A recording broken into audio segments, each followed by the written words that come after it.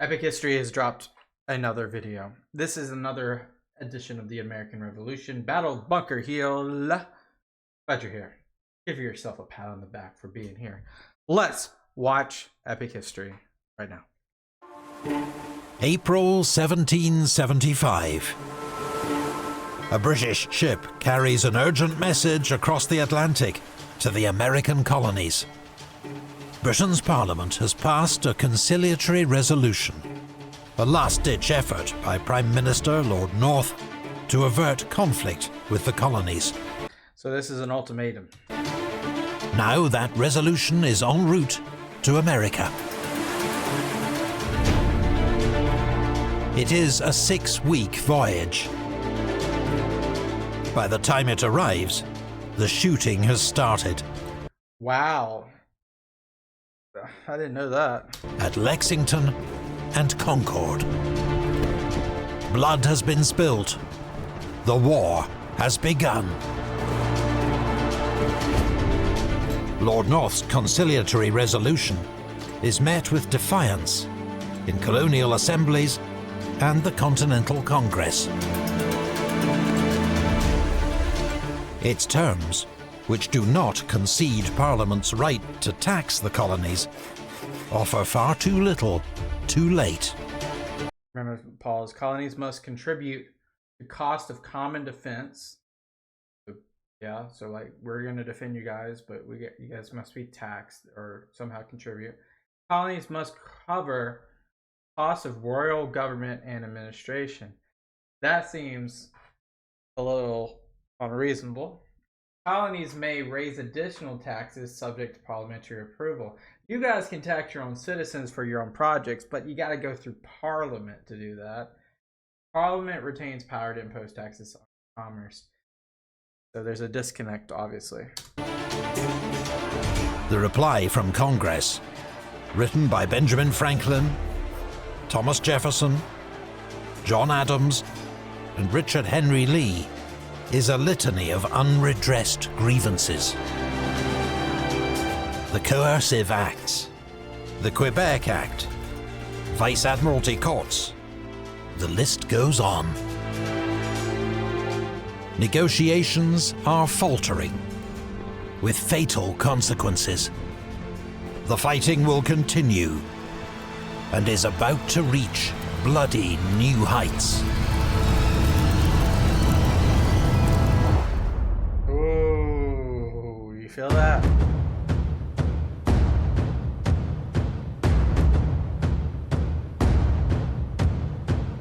These fellows say we won't fight.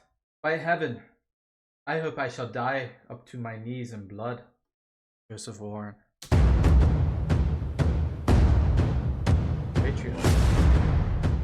June 1775. The main British force in America is in Boston, commanded by General Thomas Gage. He has been reinforced to 6,000 regulars.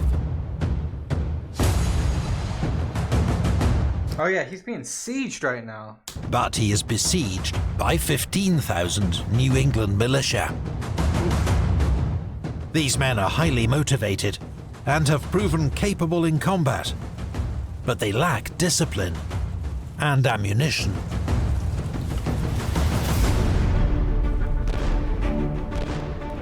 Prior to the arrival of their new commander-in-chief, George Washington, they are under the command of Artemus Ward, a sickly 47-year-old militia officer of limited experience. I just love how our flag looks so much like Lebanon's at this point. Nevertheless, under his direction, the militia have fortified the heights overlooking the Charlestown Peninsula. From these positions, cannon could target British ships in Boston's inner harbor.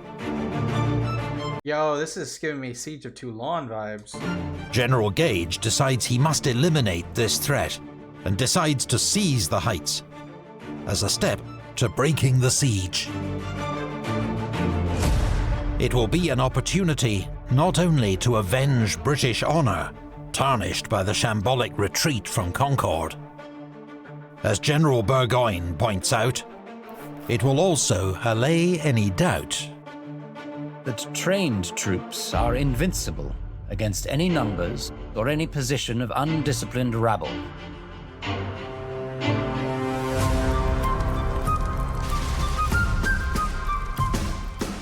Or that is a fantasy. Gage orders Major General William Howe to make a frontal assault on Breed's Hill with 2,500 men. By the way, their production is going crazy. You got to go subscribe to Epic History right now if you haven't. They are supported by naval ships, a floating battery of mortars, and cannon from Copp's Hill. But the attack does not go to plan.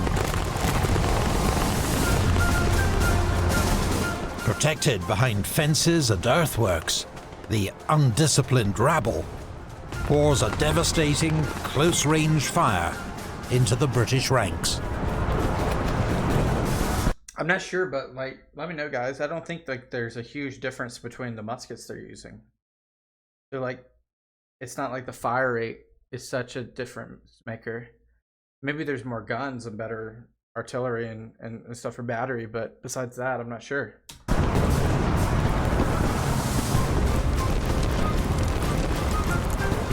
General Howe orders a second attack. It meets the same bloody repulse. Hundreds of regulars fall. Some British units lose half their men or more. Spurred on by the leadership of John Stark, James Reed, and Joseph Warren, the Patriot militia are holding their ground. But they are running out of ammunition. The chain of command has broken down amid the chaos of battle. Hundreds of reinforcements mill about in confusion on Bunker Hill, while their comrades fight for their lives. Why are they milling about in confusion? Are they not ready reserves? What are they doing? When Howe launches a third attack on Breed's Hill, the militia finally break in the face of British bayonets. They must have saw that they were bending at that point for them to do 3 consecutive attacks. The Redcoats' fury as they storm the redoubt is terrible. A British lieutenant is shocked by the slaughter. I cannot pretend to describe the horror of the scene. It was streaming with blood and strewed with dead and dying men. The soldiers stabbing some and dashing out the brains of others was a sight too dreadful for me to dwell any longer on. The British take the heights, but are in no condition to follow up their success. So they did stop. That's a huge victory for the British, because now, as I alluded to, this is very similar to like the Siege of Toulon, where they're able to position their cannon and shoot on the British. And that's funny because this precedes the Siege of Toulon. So it's interesting that they're able to overtake this in such a way to where now their ships can come into the harbor, which is going to be able to bring reinforcements, supply, and lift the siege a little bit. In what becomes known as the Battle of Bunker Hill, they have lost 200 dead and more than 800 wounded. By contrast, Patriot casualties are around 450, but include the charismatic Joseph Warren, president of the Massachusetts Provincial Congress. Killed? A commissioned officer who'd insisted on fighting as a private soldier.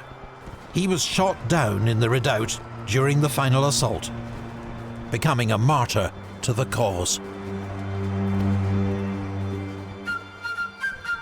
For the Patriots, the battle, though a defeat, is a major morale boost.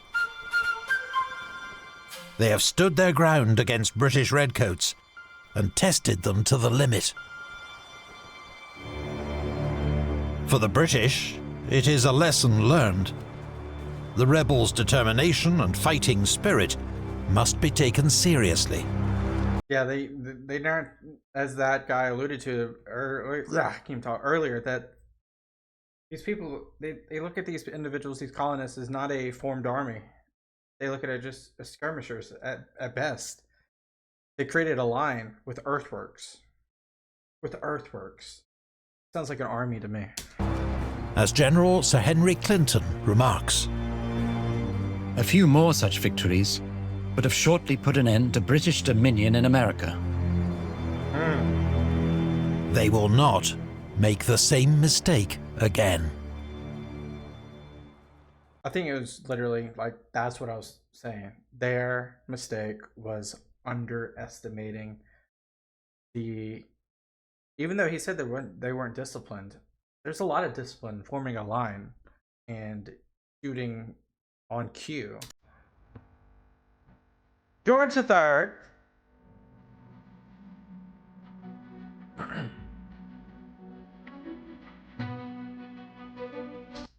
many of our subjects in North America, misled by dangerous and ill-designing men, have at length proceeded to open and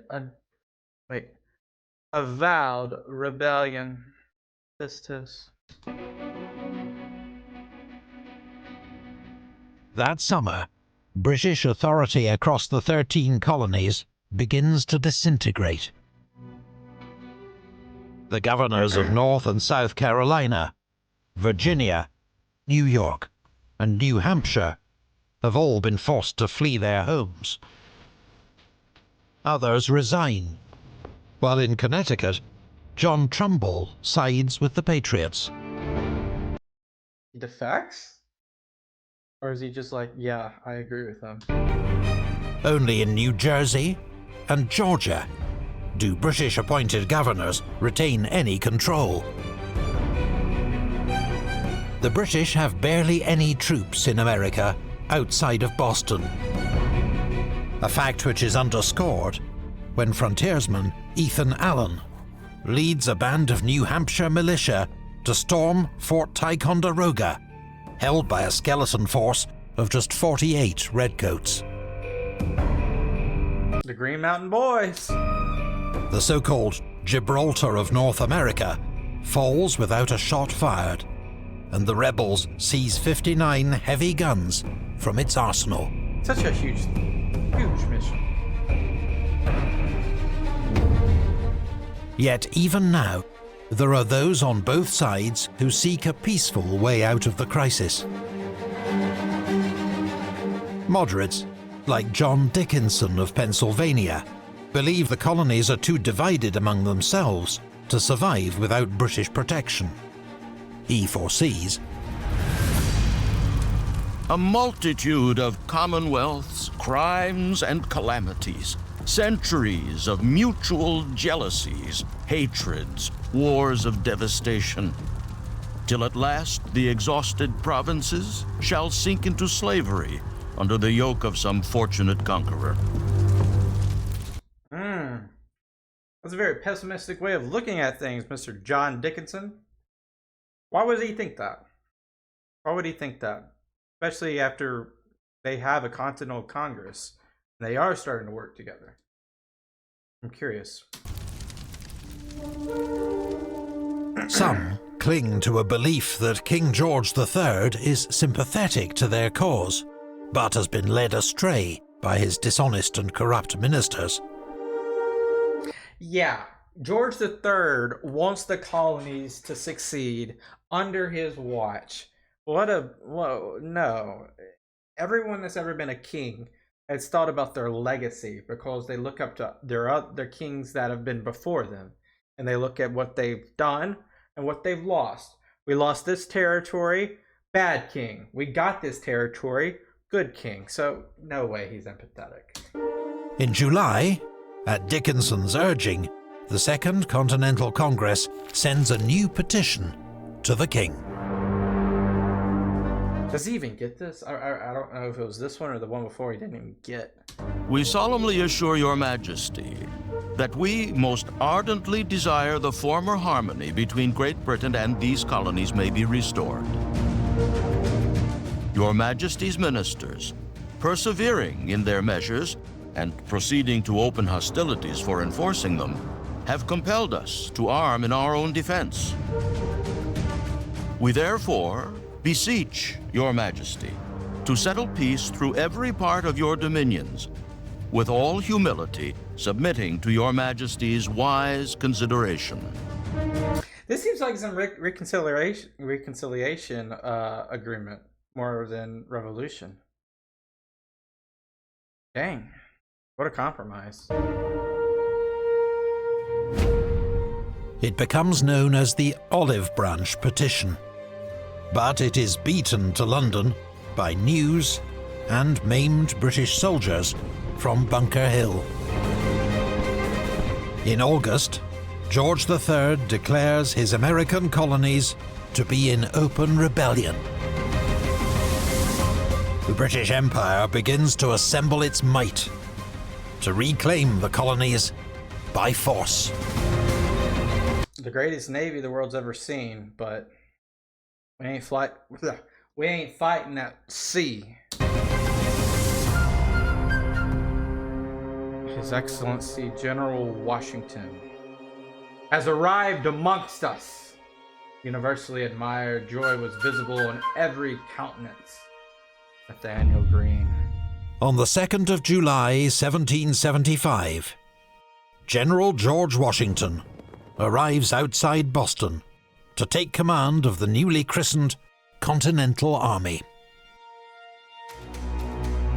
Until recently, he'd been living a relatively quiet life as a Virginia plantation owner and local representative. But I mean, he's seen battle before. his military experience from the French and Indian War, serving as a lieutenant colonel of militia, exceeds that of nearly any other American-born officer. Through an advantageous marriage to Martha Custis, he is also one of the richest men in America, with a natural air of authority. Dr. Benjamin Rush, a congressional delegate from Pennsylvania, observes, "He has so much martial dignity in his deportment that you would distinguish him to be a general and a soldier from among 10,000 people." He's also much taller than the average person. On arrival, Washington discovers the Continental Army to be in a deplorable state. Many soldiers lack proper muskets, and ammunition remains in critically short supply. There are few cannon, or even uniforms. Supply and logistics are in shambles. Which is expected, guys. I mean, this is a revolt that turns into a revolution, which turns into a continental army. This is not like a country with uniformity that pre-exists us. Discipline is virtually non-existent. The camp is a jumble of tents, ill-placed latrines, and unfinished earthworks. Officers fraternize with their men, who simply come and go as they please. Washington is aghast, but immediately gets to work. Officers are given sashes or cockades to distinguish them from their men. Severe punishments are introduced for desertion, fighting, and even swearing. Even swearing is insane. Crucially, Washington orders his men be inoculated for smallpox, which has erupted across Massachusetts. This practice, also used by the British, may have saved his army from destruction. What is it called? I missed that. Washington orders his men be inoculated. Inoculated.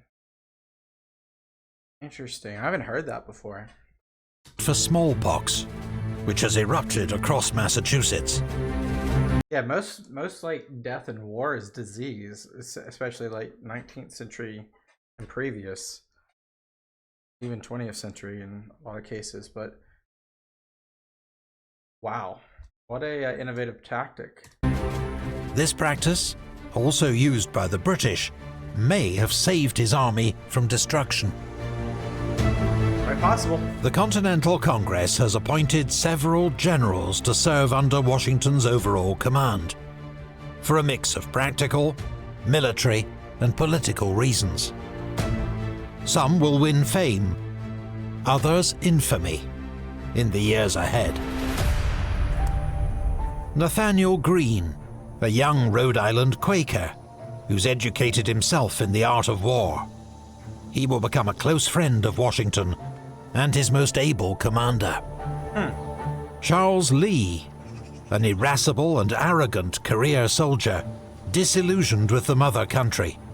He is arguably the most experienced officer in the colonies, and Washington's second in command. Aide to the King of Poland is an interesting title. Israel Putnam, a veteran soldier from Connecticut, nicknamed Old Put. He served with distinction in the French and Indian War, and more recently at Bunker Hill. John Sullivan, an aggressive New Hampshire officer who had previously served in the Continental Congress. Horatio Gates, another disillusioned British officer, capable but privately contemptuous of Washington. These men and their officers must now pull together an unruly army summoned from across the colonies.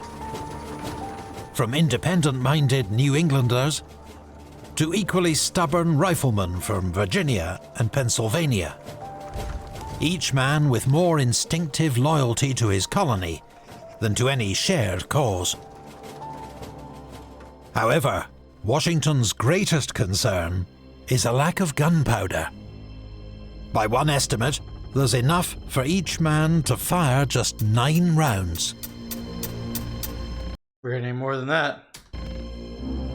This, together with the challenges of supply and discipline, means he can do little more than hold the fortifications around Boston.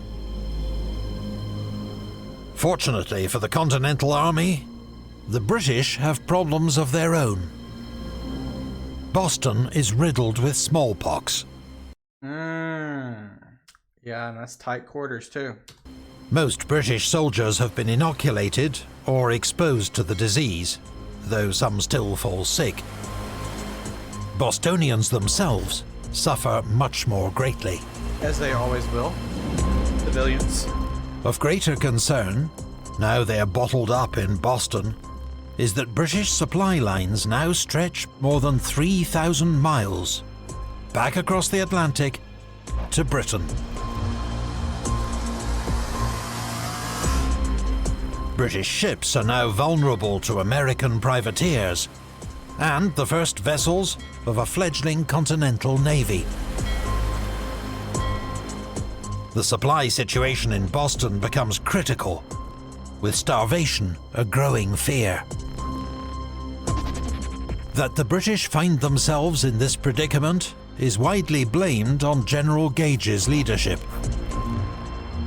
He is recalled to London, and command passes to General William Howe. But under the present circumstances, there is little he can do to change British fortunes.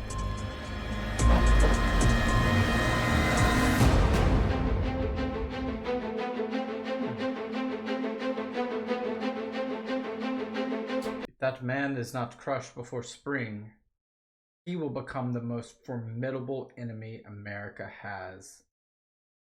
About Lord Dunmore. As the siege of Boston drags on, in Virginia, Governor Lord Dunmore holes up in Norfolk, under the protection of Royal Navy warships. From here, he comes up with a plan to crush the rebellion in Virginia. Across the southern colonies, roughly half the population are enslaved black men, women, and children. Most work on plantations, where they are treated with appalling brutality. As a result, the white population's greatest fear is a It's a slave rebellion. I bet you that's what he's going to try to do. mass slave revolt. In November 1775, Lord Dunmore attempts to turn this fear into reality.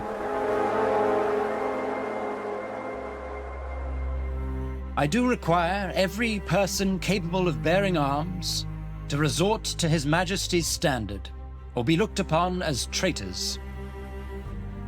And I do hereby farther declare all indented servants, Negroes, or others free.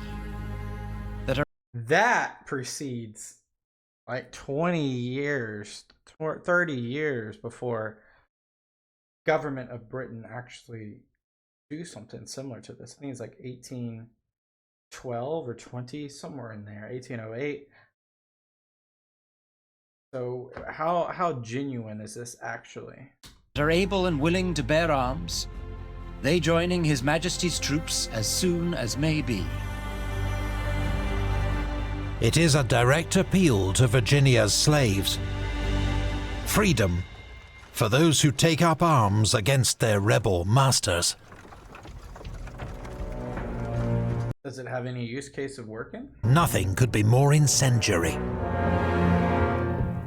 Few patriots consider the cause of liberty to extend to enslaved black Americans. And in the South, Dunmore's proclamation threatens the destruction of the entire economy and society itself. Because it's basically a feudal system in the South. Basically. Without irony, patriots condemn Dunmore's promise of freedom as a violation of all law, justice, and humanity. To Washington, he is the arch traitor to the rights of humanity. It's ironic, though, that he would say that. Within a month, 300 escaped slaves have reached Dunmore's base in Norfolk, where they form the new Royal Ethiopian Regiment. Thousands more will seek freedom behind the British lines before the war is over. Why do they choose Ethiopia as the name, though? That's East Africa, and most slaves derive from Western Africa. Seems like a little bit too blanketed. I know that is probably not the thing I should have a stigma on, but just a small detail. The price of Dunmore's proclamation is to turn southern landowners into mortal enemies of the British cause. Norfolk is a loyalist stronghold, but unable to secure supplies for his forces, Dunmore decides to abandon it. In the process, on New Year's Day 1776, Norfolk burns to the ground. Both sides blame the other. It is the largest, but not the last, settlement to be destroyed in the war.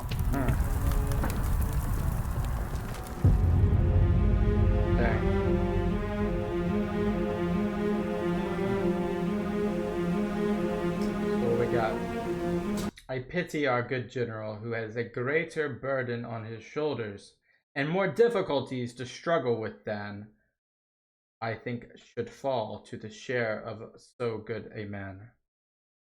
James Warren to John Adams. We're about to get some John Adams lore going. That winter, the standoff continues at Boston, with conditions deteriorating for both sides. He's from this area. Life in the American camp is miserable. We have suffered prodigiously for want of wood. Many regiments have been obliged to eat their provisions raw for want of firing to cook. And notwithstanding, we have burned up all the fences and cut down all the trees for a mile around the camp. Dang! Our suffering has been inconceivable. The only good news comes at sea, where American privateers continue to intercept British ships carrying food and supplies. And that's the insane part, is if I'm guessing they're not being escorted by British warships as much as they say they are, or what you would imagine they are, because like I said before, technically the British ships should fare well at sea, and they should have an easy supply chain going. Doesn't look that way. On the 29th of November, they score their biggest prize yet, the brig Nancy, carrying 2,000 muskets and ammunition. Oh, they're stealing ships. That's what they're doing. That's what they mean. Okay. But Washington faces another looming crisis. Most of his men have signed up to fight only until the end of 1775. And given the conditions, few plan to stay any longer. December brings heavy snow and the expiry of the first enlistments. Despite the pleading, threats, and curses of their officers, almost half of Washington's men pack up and march for home. Oh, man. They take with them not only their muskets and equipment, but their hard-won experience.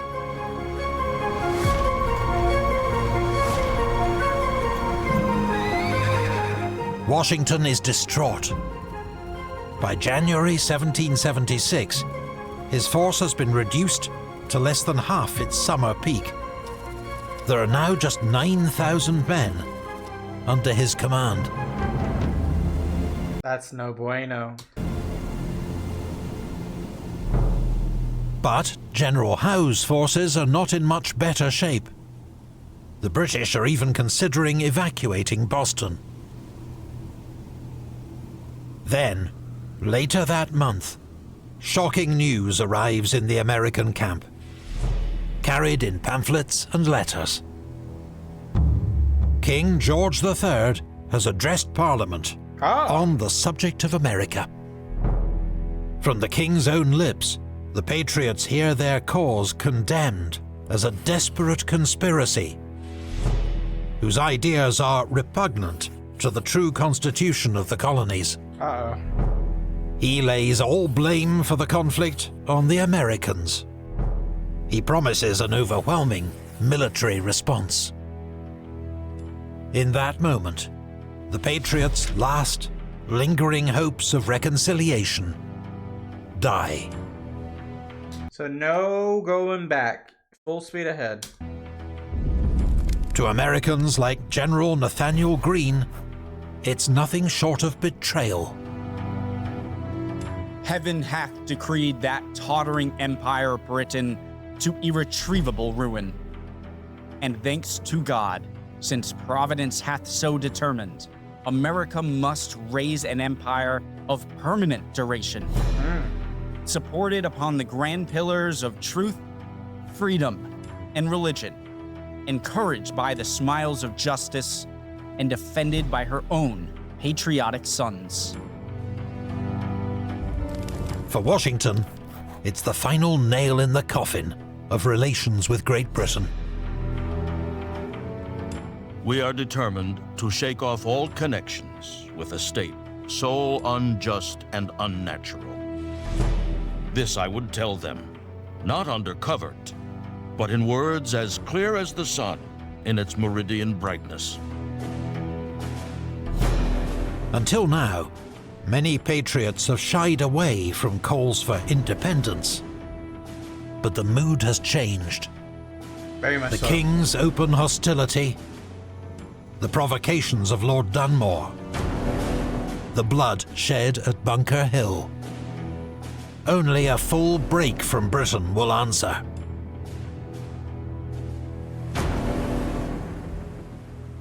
But Britain is preparing to fight back. Oh my. Here they come.